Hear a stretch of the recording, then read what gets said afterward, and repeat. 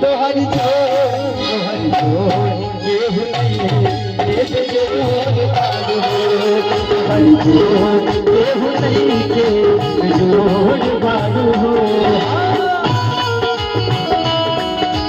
क्या बात है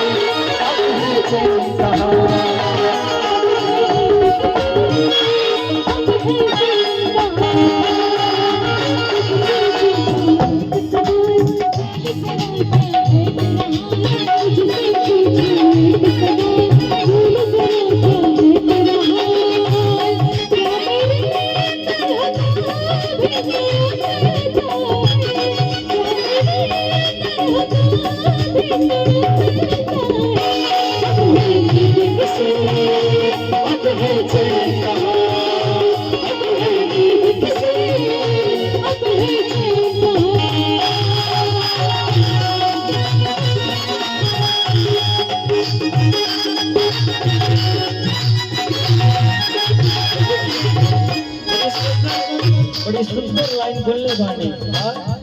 अब है नींद किसे अब है चैन कहाँ। लेकिन लड़का लड़की की सुभराई के देखा था का कहता तोहरी होठ चटकार गुलाबी नींद हो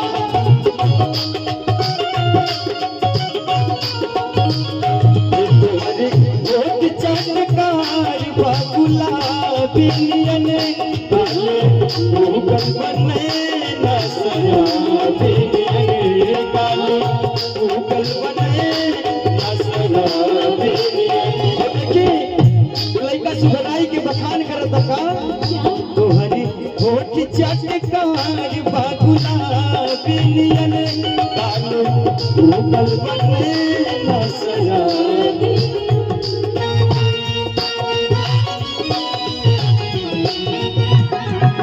सरकार का कहता कि गोरी ए रसवा भरले पोरे पोर बाड़ू हो गोरी ए रसवा भरले पोरे पोर बाड़ू हो।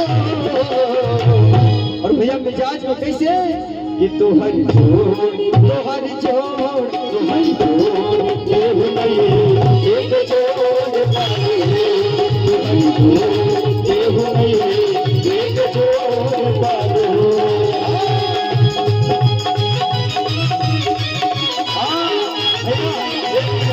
भैया देखिए बड़ा सुंदर सा मुझे का कि बन के हमरा जिंदगी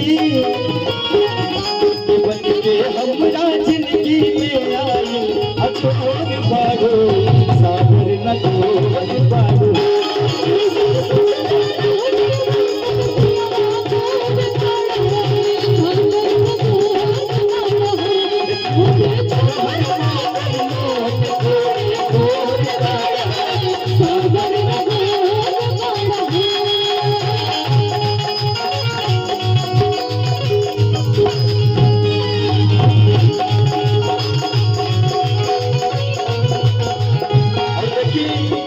बड़ा सुंदर सा आशीर्वाद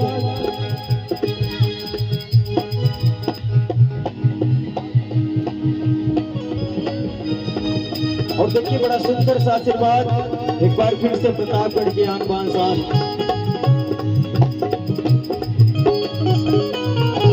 सभापति यादव जी की तरफ से बड़ा सुंदर सा आशीर्वाद 200 रुपए का।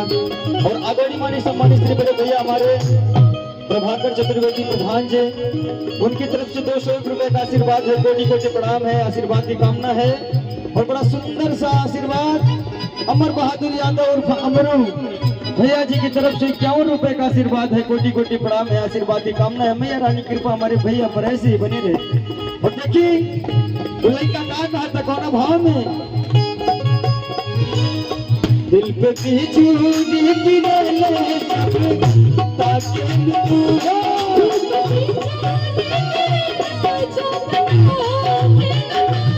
दिल पे बिजली गिरे चाहता के तू गोरी हंस के खिड़किया से झाँकिल तू गोरी।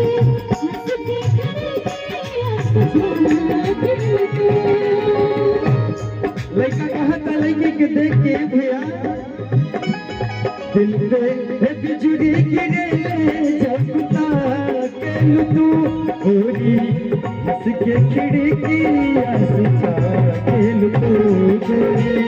हंस के खिड़किया हंस के खिड़किया से झाँकिल तू।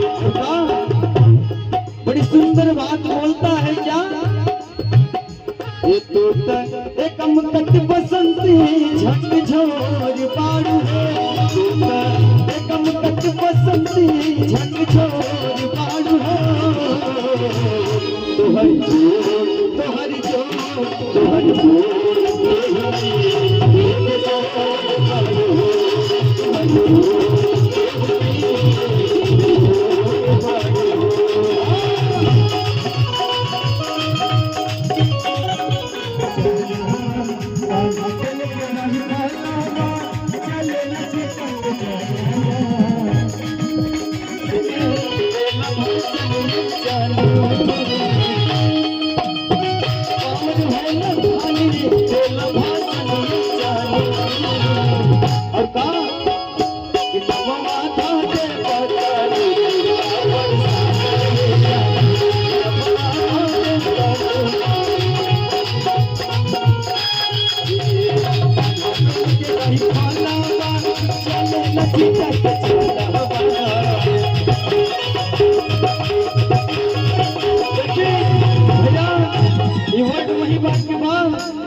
जब एगो लड़की अपना लड़का एकरा के पसंद करेला एकटा जब लड़की केहू लड़का के पसंद करेला और जब ओकरा का बोलत है ओका अंग्रेजी में बॉयफ्रेंड का बोलत है। अगर उनकर रंगदारी चौराहे पे चला था तो एक ही बात बताई का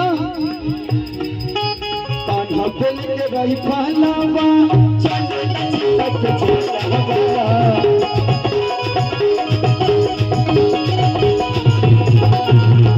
खबर हाथी खाली तेला भाषण में जानू।